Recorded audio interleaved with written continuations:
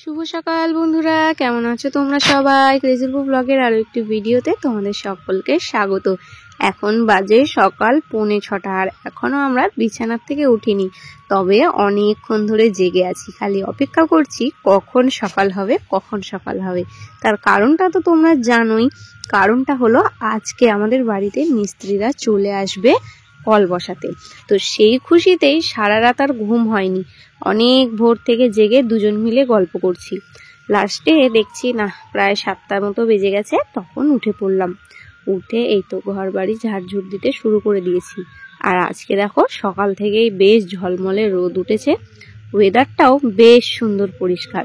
আর আজ তো অনেক ধরপড় করতে হবে, কারণ বুঝতেই পারছো বাড়িতে লোকজন আসলে যেরকম হয়, তার উপর একটা কাজ হবে।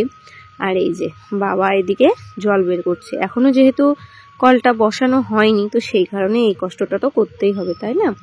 তো বাবা সকালে উঠেই আজকে জল বের করতে শুরু করে দিয়েছে, তো ওই জন্য আমি আর ওদিকে গেলাম না, আমি ঘর বারান্দাগুলো ঝাড় দিতে শুরু করে দিলাম। আর বিশেষ করে বাবার জন্যই আমরা আরো তাড়াতাড়ি কলের মোটরটা বসিয়ে নিচ্ছি, কারণ বুঝতেই পারছো বাবারও যথেষ্ট বয়স হয়েছে, ওনারও অনেক কষ্ট হয় এরকম জল পাম্প করতে। আর আমরাও করে দিই, অনেক সময় বালতি ভরে রাখি, তবে সব সময় তো সেটা সম্ভবও হয় না, বলেনও না। তো সেই কারণেই আর এক সময় তো এটা করতেই হতো কাজটা, তো এখন নয় তখন, মানে যে বলে না কাল করেছো আজ করেছো আভি, তো সেরকম একটা ব্যাপার। তো যাই হোক, অনেকটা বেলাও হয়ে গেছে এদিকে, কিন্তু এখনো মিস্ত্রিদেরও পাত্তা নেই। তোমাদের দাদাভাই ওদিকে ফোন করছে যে বেরোলো কি না। আর এই যে দেখো পুরো ঘর ঝেড়ে কতগুলো জামা কাপড় আমার বেরোলো কাচার জন্যে। একে তো কয়দিন শরীর অসুস্থ থাকার কারণে কাচতে পারিনি, তার উপর আবার এই কল বসানোর জন্য ভেবেছিলাম যে যাক একবারে বাড়ির নতুন কলের জলেই জামা কাপড়গুলো ধুবো, কিন্তু সেটা তো আর হলো না, কারণ দিন মানে যেতেই থাকছে, কাপড়ও জড়ো হতে থাকছে। তো সেই কারণে সকাল সকাল আমি চলে গেছিলাম মার্শালে। তো মার্শাল থেকে দেখো এক গামলা জামা কাপড় ধুয়ে নিয়ে চলে আসলাম। আর খুব দুঃখের সঙ্গে এই ব্যাপারটা জানাতে হচ্ছে, মানে প্রায় 8:30 9টা মতো বেজে যায়। তোমাদের দাদা ভাই ওই দোকানে ফোন করতেই আছে যে মিস্ত্রিরা বেরোলো কি না, কতক্ষণে আসবে। তো যাবে করতে করতে কয় একটু দেরি হবে করতে করতে লাস্ট মুহূর্তে এসে জানাচ্ছে যে আজ আর হবে না, পরের দিন আসবে। তাহলে ভাবো মাথাটা কেমন গরম হয়। মানে আগের দিন নাকি ওদের সব বিয়ে বাড়ি চলে গেছিল, বিয়ে বাড়ি ছিল ওখানে, তো সেই কারণে ওই মিস্ত্রিরা আজকে আসতে পারবে না, সারা রাত জাগা হয়েছিল। তো আমার তো শুনেই মাথাটা একদম গরম হয়ে গেছে, মানে আমি তোমাদের দাদা ভাইয়ের সঙ্গে প্রায় ঝগড়া লেগে গেছিলাম। তো পরে আবার বলে যে আমারই বা কি দোষ, তো আমিও বললাম ঠিকই তো, ওরই বা কি দোষ। তো যাই হোক, কি আর করবো। লাস্টে এই তো তোমাদের দাদা ভাই আবার দোকানেই ছিল, মানে দোকান থেকেই আমাকে ফোন করে জানালো যে আজ আর আসছে না। তো আমাদের একবারে মাংস টাংস নিয়ে আসার কথা ছিল, তো যখন লোকজন আসবেই না, তো সেই কারণে ও একবারে মাছ টাছ নিয়ে চলে আসলো অল্প করে। তো বললো তাহলে আসছে না যখন, ছাড়ো, নিজেদেরও তো রান্নাবাড়ি খাওয়া দাওয়া আছে, তো সেই কারণে মাছ দিয়ে গেল। আর এই যে এদিকে পিকলুকে পড়াতে চলে এসেছে, তো ওর দিদিমণি ওদিকে পড়াচ্ছে, আর আমার জামা কাপড় সব ধুইনি, আমি অর্ধেক ধুয়েছি, অর্ধেকেই একদম বাড়ি উঠান সব ভরে গেছে জামা কাপড়ে।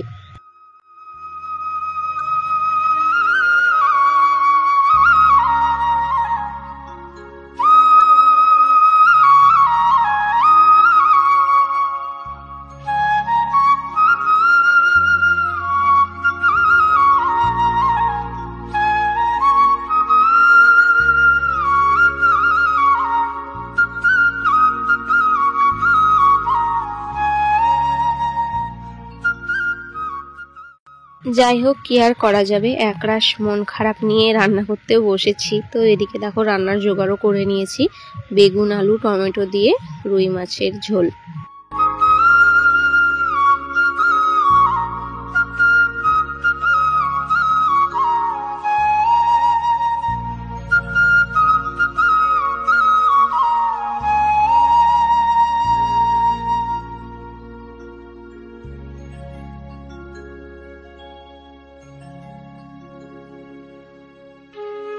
বন্ধুরা এখন বাজে হচ্ছে 4:20, দুপুরে খাওয়া দাওয়ার পরে।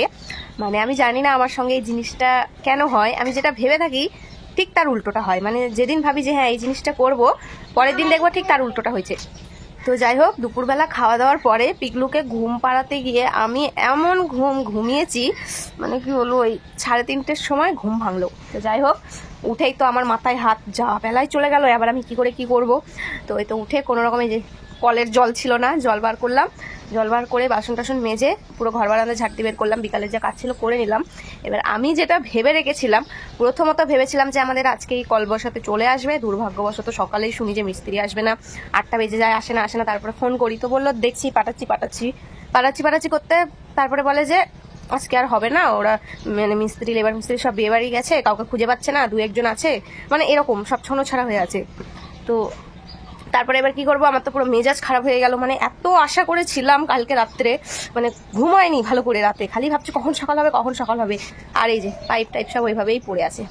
তো যাই হোক, যেটা ভেবেছিলাম, ওই জায়গাটা দেখছো, ওই যে কালো তিরপালটা আছে, ওই যে, আর হ্যাঁ, জামা কাপড় তো যে এখনো 1 গামলা রয়েছে, 1 গামলা আজকে কেচেছি মার্শালে গিয়ে। তো যাই হোক, ওই যে ওই বাক্স পাটরা, মানে যা ওখানে ভাঙাচোরা জিনিস আছে, ভেবেছিলাম এই জায়গাটা পরিষ্কার করব দুপুরে, কিন্তু আর হলো না। এখন এদিকে আবার তোমাদের দাদাভাই ফোন করে বললো ম্যাগি করে নিয়ে আসো। মানে ভাবলাম যে বিকালের কাজ সেরে তাও হাত লাগাবো, এখন আবার দোকানে যেতে হবে, আমার আর কাজ হলো না, এখন কালকে সকালে হুড়াহুড়ি হবে। তো যাই হোক, ওখানে ওই দোলনার মধ্যে অনেকগুলো খেলনা রয়েছে পিকলুর, সেগুলো মানে ভাঙা খেলনা, ভালো খেলনা সব এক জায়গায় করে রেখেছি, ওগুলো আলাদা করতে হবে।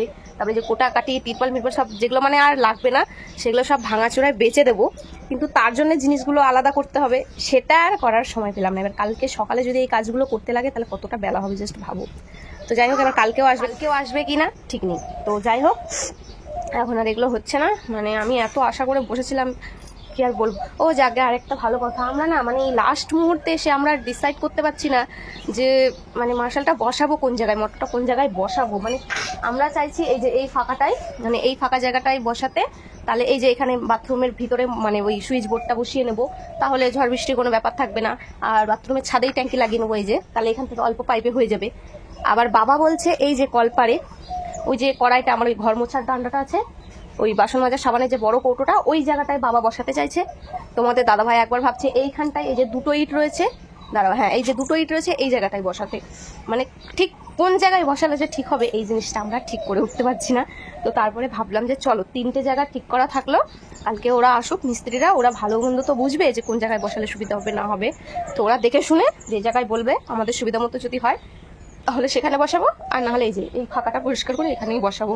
তো যাই হোক, আমার তো ঘুমে মানে মাথাটা পুরো ব্যথা ধরে গেল। আমি বেশি গেলে দুপুরে ঘুমাই না, কিন্তু যেদিন ঘুমাই সেদিন আর মানে মাথা ঠিক থাকে না, ব্যথা হয়ে যায়। তো চলো, এখন ম্যাগি এনে রেখেছি, তোমাদের দাদাভাই আবার ম্যাগি করে নিয়ে যেতে বললো, ম্যাগিটা বানিয়ে নিয়ে দোকানে যাবো। যে পিকলু খুন্তি নিয়ে রেডি ম্যাগি বানাবে বলে, আমি কড়াই বসিয়ে রেখেছি, জল বসিয়ে। ঠিক আছে, চলো দেখা যাক কি হয়, সকালটা তো হোক আগে, এদিকে জামা কাপড়গুলো। প্রত্যেকদিন তো একইভাবেই ম্যাগিটা বসাই, আজ ভাবলাম একটু অন্যরকম ভাবে করি, কারণ সবারই মন মেজাজ খারাপ হয়ে গেছে, আর তোমাদের দাদাভাইয়ের তো ভীষণই মুড অফ হয়ে আছে, মানে সমস্ত কিছু রাগটা আমার উপরেই ঝাড়ছে। তো ভাবলাম চলো ওর মন ভালো করার জন্যে ম্যাগিটা অন্তত একটু ভালো করে করি। তো আজকে দেখো, মটরশুঁটি গাজরটা ছিল না, থাকলে ভালো হতো, কিন্তু এই যে পেঁয়াজ, টমেটো আর ধনেপাতা দিয়ে আজকে আমি ম্যাগিটা বানাবো। একটু গাজর, একটু ক্যাপসিকাম, মটরশুঁটি হলে বেশ ভালো হতো, তবে যাক, এই দুটোই যথেষ্ট। তো এদিকে দেখো, পেঁয়াজ টমেটোটা হালকা ভেজে নিয়ে এর মধ্যে 2টো ডিম ফাটিয়ে দিয়ে দিলাম। তো ডিমটাকে এবার এর সঙ্গে ভেজে এর মধ্যে আমি 2টো ম্যাগি মশলা দিয়ে দেবো। আমি 4 প্যাকেট ম্যাগি নিয়ে এসেছি, তো 2 প্যাকেটের মশলা এই ডিমের মধ্যে দেবো, আর বাকি 2 প্যাকেট ওই ম্যাগিটার মধ্যে দেবো, মানে জল দেওয়ার পরে। তো এই যে ডিমটার মধ্যেই জল দিয়ে দিয়েছিলাম, তো জলটা ফুটে ওঠার পরে এবার আমি ম্যাগিগুলো ছেড়ে দিচ্ছি। আর আজকাল এত জিনিসের দাম বেড়েছে, মানে পরিমাণ কমছে, দাম বাড়ছে। ম্যাগির প্যাকেট কোথায় 5 টাকা ছিল 32 গ্রাম, এখন হয়ে গেছে 7 টাকায় 28 গ্রাম। মানে দাম তো বাড়লোই, অথচ ম্যাগির পরিমাণটা কমে গেল। তো সেই কারণে আমরাও ম্যাগি খাওয়া কমিয়ে দিয়েছি, কারণ ম্যাগি করলে না পিকলু আবার খুব একটা ভাত খেতে চায় না, তবে হঠাৎ মঠাৎ করে দিই, ভালো লাগে আর কি, মুখে স্বাদটা ফিরে আসে। তো যাই হোক, এই যে ম্যাগিটা আমার হয়ে এসেছে, অনেকটা জল দিয়েছিলাম, সম্পূর্ণ জলটা শুকাবো না, এইটুকু ঝোলটা রাখবো, কারণ প্যাক করে আবার দোকানে নিয়ে যাব, তো ততক্ষণে একটু ঠান্ডা হবে, জলটাও বেশ টেনে নেবে। তো চলো দোকানে গিয়ে দেখা হচ্ছে।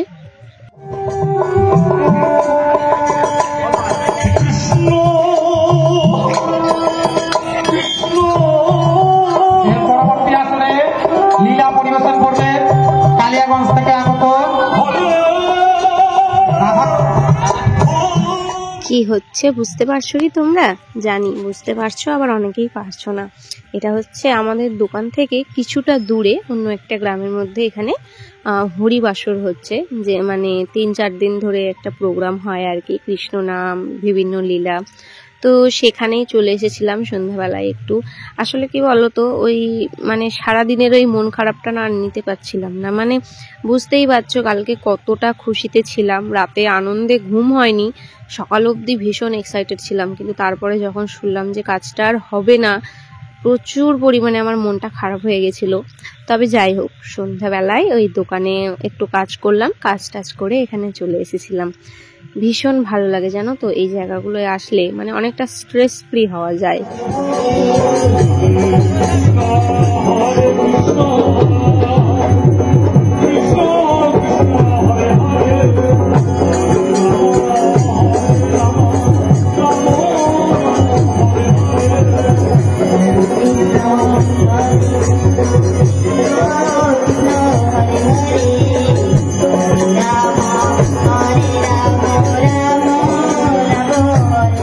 যাই হোক, কি আর বলবো, ঠাকুর যা করেন মঙ্গলের জন্যই করেন। আজকে আমাদের এই কাজটা হলো না, হয়তো তিনি ভালো কিছু ভেবে রেখেছেন, সেই কারণেই হয়তো কাজটা আমাদের আটকে থাকলো। তবে সেটা নিয়ে কোনো আক্ষেপ আর রইল না। মানে সারাদিন মনে মনে হয়তো একটু দোষারোপ করছিলাম, তবে এখন আর মনের মধ্যে সেই গিল্টিটা নেই, কারণ দিনটা যেহেতু পারই হয়ে গেল। বলেছে যখন পরের দিন আসবে, তাহলে নিশ্চয়ই আসবে। সবাই কি আর কথার খেলাপ করবে? এমনটা তো নয়, তাই না? তো যাই হোক, অনেক রাত অবধি কীর্তন শুনে তোমাদের দাদা ভাইও চলে এসেছিল। তো এবার খিদে পেয়ে গেছে যখন, তো বললাম চলো এবার বাড়ি যাওয়া যাক। পিকলুরও ঘুম ঘুম পেয়ে গেছিল, তো সেই কারণে এই যে গ্রামের রাস্তায় ঢুকে গেছি, বাড়ির দিকেও রওনা দিয়ে দিয়েছি। এখন রান্না করাই আছে, বাড়ি গিয়ে এখন শুধু তরকারি পাতি গরম করব, করে খাবো দাবো, শুয়ে পড়বো। আজ আর ঘুম নষ্ট করব না, বুঝলে তো, না হলে আবার সেই আগের দিনের মতোই হবে। মানে রাতের ঘুমটাও হবে না, পরের দিনের কাজটাও হবে না। তাহলে চলো আজকের মতো বিদায় নিচ্ছি, দেখা যাক কাল সকালেও মিস্ত্রিরা আসে কিনা। আজকের মতো গুড নাইট।